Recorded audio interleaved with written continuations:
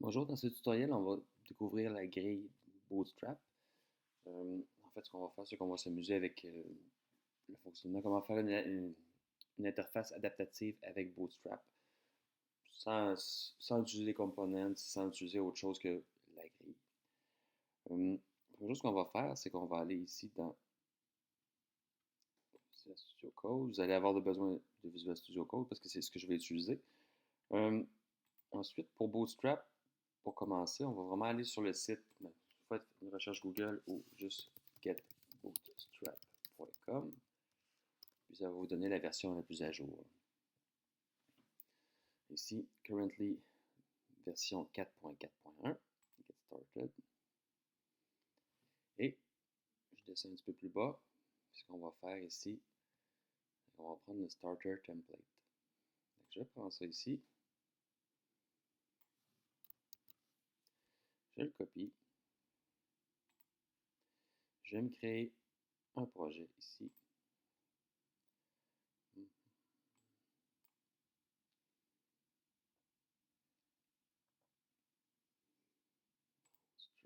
new folder. Ça grille, vous l'appelez comme vous voulez. C'est vraiment juste pour découvrir la grille. Je vais ici.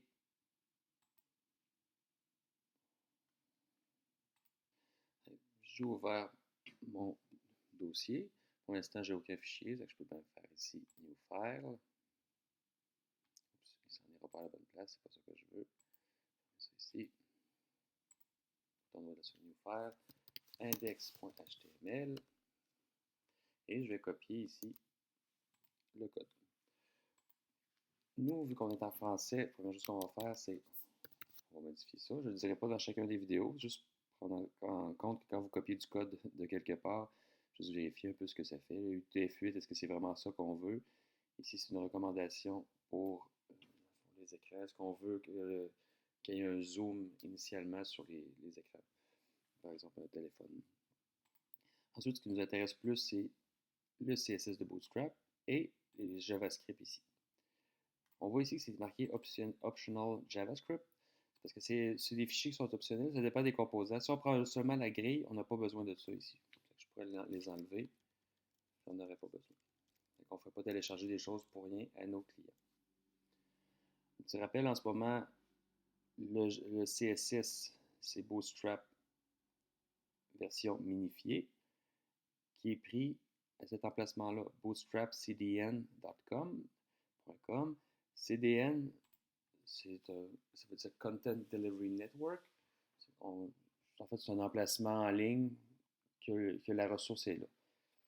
Vous, si vos utilisateurs vont sur votre site, puis avant ça, ils sont allés sur un autre site qui utilisait le même lien ici, mais normalement, votre navigateur va être assez intelligent pour ne pas le télécharger deux fois, là, à moins que ça fasse un certain temps.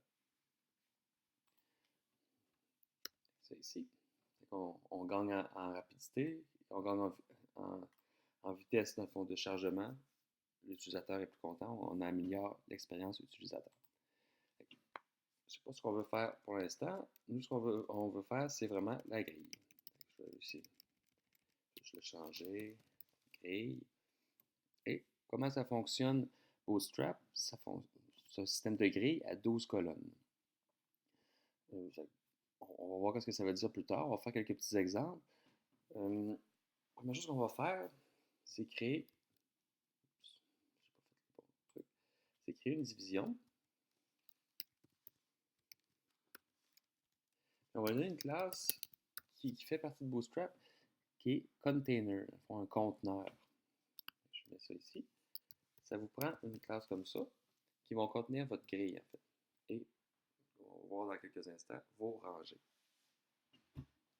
Le container, il y en a deux principales. Il y a container et il y a container fluide. La différence entre les deux, c'est qu'il y en a une qui a une marge sur les côtés, puis l'autre qui prend 100% de l'espace en fait du téléphone. J'aime bien fluide, mais les deux, ça dépend du look que vous voulez, l'interface que vous voulez dessiner. Ensuite de ça, qu'est-ce qu'il faut que je fasse?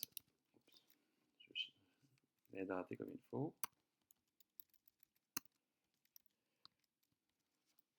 classe ici, je vais dire, c'est une rangée. Row en anglais. Pour pouvoir créer mes colonnes, mais ça me prend au moins une rangée qui est dans un conteneur. Ensuite de ça, je crée au maximum 12 colonnes. C'est le même principe que ce que je viens de faire, c'est div ici, première, classe, je vais l'appeler call. Juste faire attention, si vous, dans vos CSS, vous avez des classes similaires à ceux-là, mais vous allez avoir des conflits. Et je vais en créer une deuxième. Deuxième. Ici.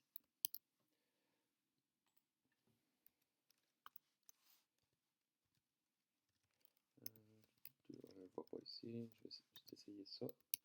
Si ça fonctionne. Je pense que c'est primary ici qu'il faut que juste pour avoir un look, avoir une couleur. Je m'en vais ici. Default browser. Les couleurs ne fonctionnent pas, je vais prendre l'autre classe.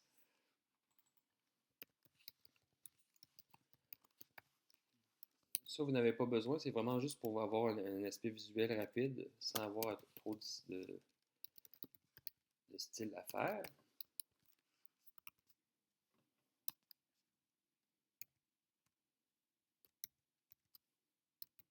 Welcome to VoiceOver. VoiceOver speaks description. Excusez-moi. Celle-ci. Bon. Là, j'ai mes deux colonnes. Une, deux. Chacun une couleur. C'est la petite classe que j'ai rajoutée, que je vous ai dit qui n'est pas importante pour vous. Ce qui est important pour vous, c'est col. En fait. Un conteneur, une rangée et jusqu'à 12 colonnes ici. Si vous voulez des rangées d'égale grandeur, de largeur en fait, c'est aussi simple que ça. Vous avez juste à écrire le nombre de rangées que vous voulez. J'arrive ici. Ça doit être une autre. Je vais juste vérifier. Ça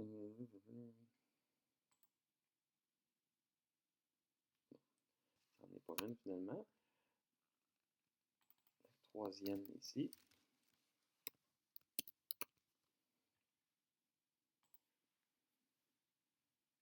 Troisième. Première, deuxième, troisième. On voit que c'est assez simple. Si j'en ai 12, mais il va en avoir 12. Si vous en prenez plus que 12, mais vu que c'est fait avec Flex, la 13e colonne va se ramasser en dessous des autres. C'est probablement pas ça que vous voulez. Restez avec 12. On va voir dans un autre cours, dans une autre vidéo, que c'est possible de faire, dans le fond, de rediviser des sections en 12. Une colonne, je peux la rediviser en 12 si je veux ici. Pour l'instant, on n'en marquera pas là-dedans. Ça, habituellement, avec 12 colonnes, vous êtes capable de faire pas mal de choses. Et ici, première, deuxième, troisième. Aussi simple que ça. J'ai changé les couleurs, j'ai mis une vidéo sur pause, j'ai changé les couleurs juste pour mieux qu'on voit, puis vraiment utiliser les classes déjà définies dans Bootstrap. C'est une bonne pratique. J'avais utilisé la classe Alert Primary et Alert Secondary. Ça fait plus de sens d'utiliser ici le site Bootstrap, Utilities, Colors, juste en bas ici, et si vous descendez, vous allez avoir Background Color. Là, j'ai plein de couleurs différentes que je peux déjà utiliser, qui sont prédéfinies avec Bootstrap. Ici, c'est simple, si mes colonnes sont de largeur égale, ça va bien. Là, ce que je peux vouloir faire, c'est pas que j'ai le goût qu'il ne soit pas d'égale largeur. Ça arrive souvent dans le développement de site. Je pourrais arriver ici. Il y a des classes qui sont prédéfinies aussi dans Bootstrap qui me permettent de rajouter un chiffre au bout. Si j'arrive ici, 0-2, 5 et 5, okay, d'où viennent ces chiffres-là? C'est moi qui viens d'écrire. L'important, c'est que ça se rende au maximum à 12 et que la somme fasse au maximum 12 aussi. Fait que là, ici, 5, 5, 2. On va aller voir ce que ça donne. Je vais rafraîchir mon navigateur. Et on voit maintenant que ici, j'ai l'équivalent de 2 colonnes, mais dans le fond, c'est 2 douzièmes de la largeur. Ici, c'est 5 douzièmes de la largeur. Ici, c'est 5 douzièmes de la largeur.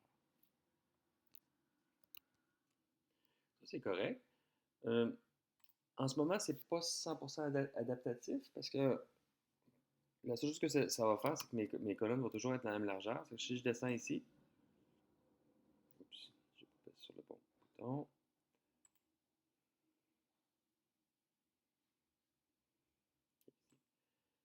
Ils vont toujours rester, dans le fond, dans le même ratio. Toujours 2. La première colonne, toujours 2 douzièmes. L'autre, 5 douzièmes. Et ici, 5 douzièmes aussi. Ce qu'on veut souvent en design pour des plus petits écrans, mais on veut peut-être empiler les colonnes ensemble. Ici, c'est ce qu'on va faire à l'instant. Ici. Pour faire ça, il faut décider, dans le fond, à quel moment on veut commencer à les empiler. Ce que je peux faire, vraiment, je pourrais dire, ici, pour les écrans petits,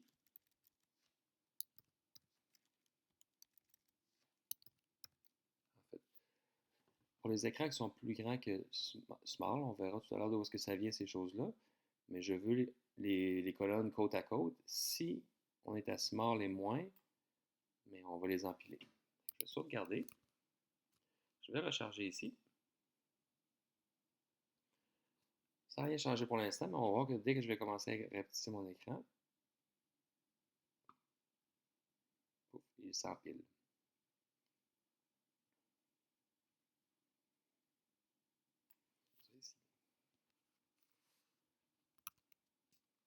C'est relativement simple à utiliser. C'est vraiment de savoir qu'est-ce qu'on veut selon notre design. Où est-ce que le petit SM, où est-ce que je l'ai pris, mais ça vient vraiment du site de Bootstrap. Si je m'en vais ici, Bootstrap Layout.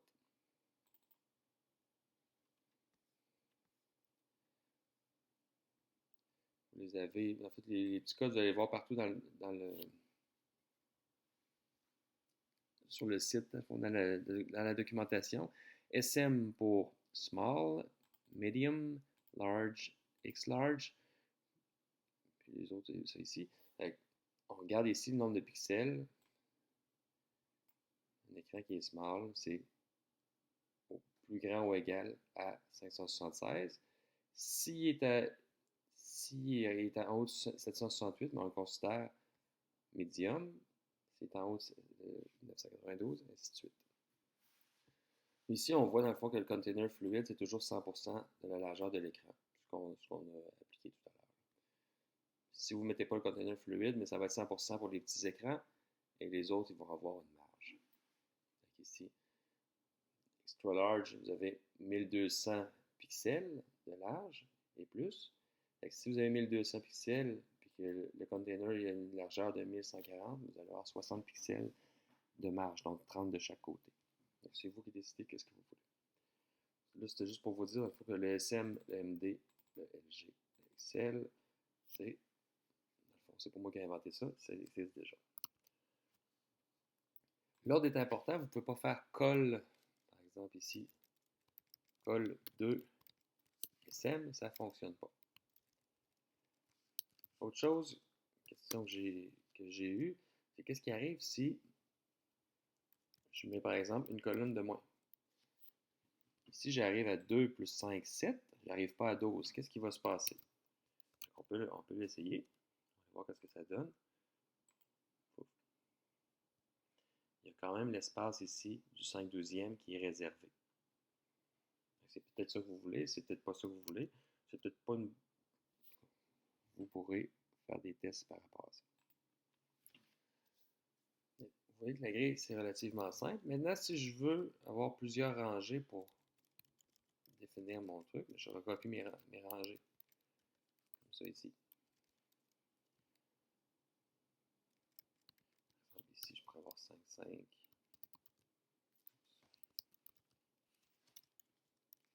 1, 2.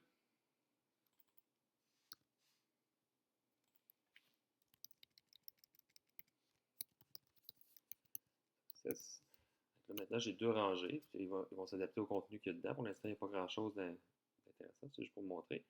Donc ici, 5 douzièmes, 5 douzièmes, 5, 2 douzièmes sur ma deuxième rangée. Ma première rangée, 2 douzièmes, 5 douzièmes, et je n'ai pas spécifié le reste, ça prend 5 douzièmes automatiquement.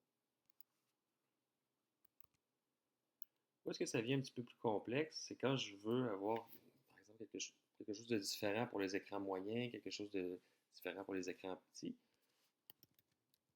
Dans certains cas, ça pourrait être utile. Encore là, ça dépend de votre interface, l'interface que vous voulez. Il n'y a rien qui m'empêche de faire ce que je suis en train de faire là ici. Là, ce qui va se passer, c'est que pour les écrans moyens et plus, mais ça va être toutes des colonnes pareilles. Après ça, pour les écrans plus petits, mais ça va être 5, 5, 2, 5 douzièmes, 5 douzièmes, 2 douzièmes.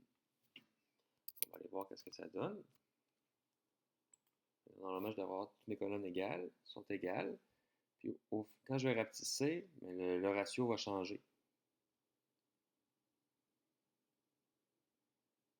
Il devrait arriver. Hop, ici, il vient de changer.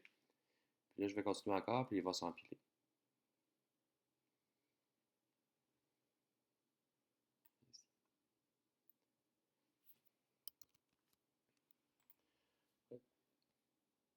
C'est vraiment de regarder votre maquette filaire, puis de regarder en fait votre design, puis de voir combien vous avez de colonnes, combien vous avez de rangées, et d'ajuster en conséquence. Bon, j'ai fait une petite erreur. J'ai copié, dans le fond. On voit que le navigateur est quand même clément parce que j'avais copié mes divs dans le head, puis ça fonctionnait pareil. Juste ne pas faire ça. Salut! Bon, désolé du dérangement, on continue. Dernière petite chose que je voulais montrer dans cette vidéo, c'est que c'est possible d'avoir, dans le fond, de rediviser les colonnes en d'autres colonnes, en fait. Qu'est-ce qu'il faut faire? C'est j'ai une colonne ici, disons la dernière. Non, je vais prendre celle du milieu, la deuxième ici. Je vais entrer.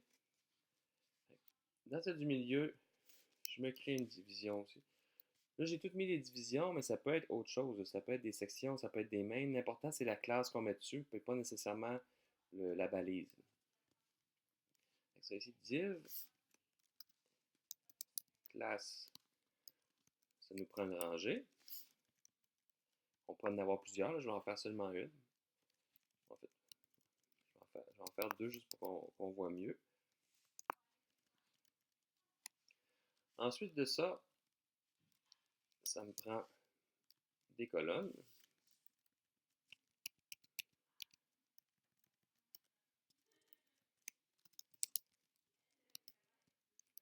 C'est égal, col ici. Écrire 1. Disons sous colonne 1.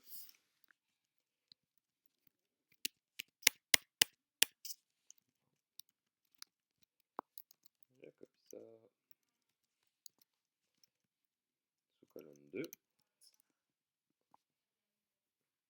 Et pour l'autre, je vais reprendre exactement la même chose, mais je vais le faire un petit peu différent, juste pour qu'on voit quelle utilité que ça pourrait avoir ici.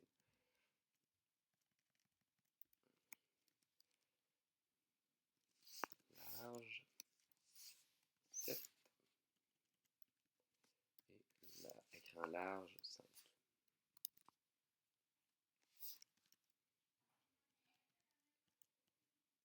Ici, je vais aller voir qu'est-ce que ça donne pour l'instant.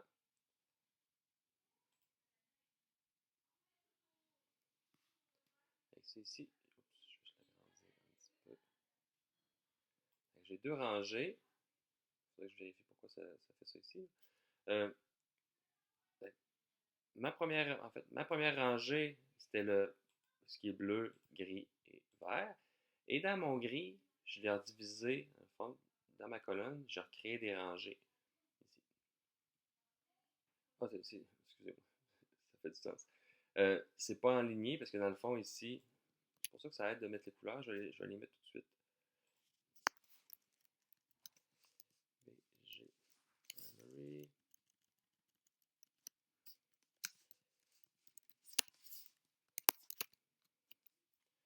C'est parfait. Ça aide de voir les couleurs pour voir où est-ce qu'on fait nos séparations. Avec ici, j'ai peut-être pas choisi les bonnes, ça va bien.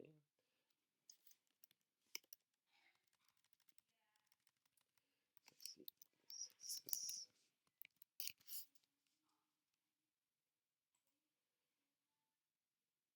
Bon, ok. J'en suis. Ici, ce qui se passe, c'est que la deuxième colonne qui était grise, que j'ai commencé à diviser en sous-colonnes, il y a une rangée dedans.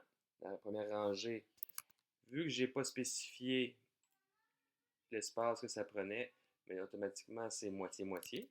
On voit grossièrement ici la bleue et la grise, c'est moitié-moitié. L'autre que j'ai fait ici, j'ai mis un 7 et j'ai mis un 5, donc c'est 7 douzièmes et 5 douzièmes. Grossièrement, c'est ça ici.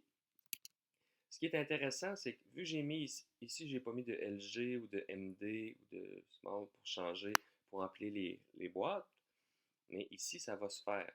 On voit ici LG. Quand je vais passer en dessous du point de rupture, du breakpoint, en rapetissant l'écran, mais la sous-colonne 1 et sous-colonne 2 vont s'empiler. Je vais aller ici. Pouf, pouf, pouf. Hop, on voit que c'est fait ici. Sous-colonne 1, sous-colonne 2 se sont empilés, mais mon autre rangée en haut est correcte. Elle est encore côte à côte. Elle va toujours être côte à côte, cette rangée-là, parce que je n'ai pas spécifié, dans le fond, de point de rupture, de breakpoint. Pourquoi je voudrais faire ça? Mais encore là, ça dépend de votre design. Par exemple, dans le cas où ma première ici, la colonne bleue, c'est mon menu, mais ça se peut que je veuille empiler le contenu avant d'empiler le menu. Peut-être que le menu, je veux toujours qu'il apparaisse jusqu'à... On va le faire ensemble, ça va être plus clair. Ici, je vais l'écrire. Menu. J'enlève une rangée juste pour qu'on n'a plus vraiment besoin de l'exemple ici. Et je vais enlever la dernière rangée aussi.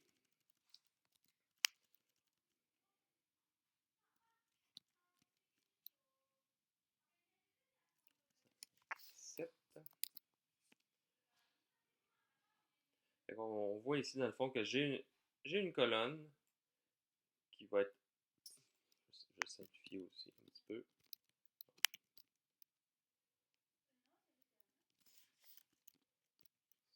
Ici. Avec ici 5, 7.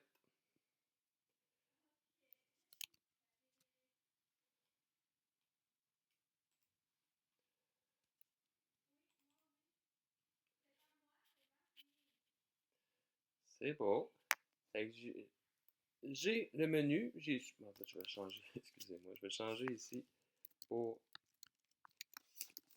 contenu 1.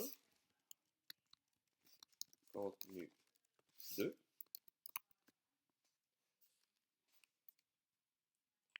J'y vais. Et contenu 1 puis contenu 2, peut-être que je vais les empiler avant de commencer à empiler le tout. C'est ce que je vais faire ici. J'arrive. Contenu 1 et contenu 2 viennent de s'empiler, mais mon menu est toujours disponible, est toujours visible.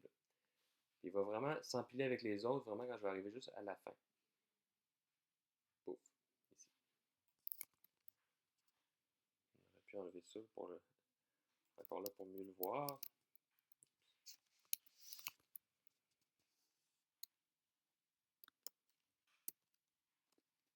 Welcome to VoiceOver. VoiceOver speaks to...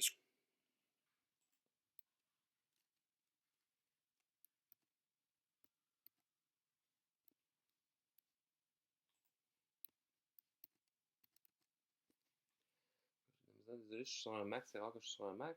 Fait que j'ai de la misère à faire mes raccourcis. Fait que ça ici, j'y vais.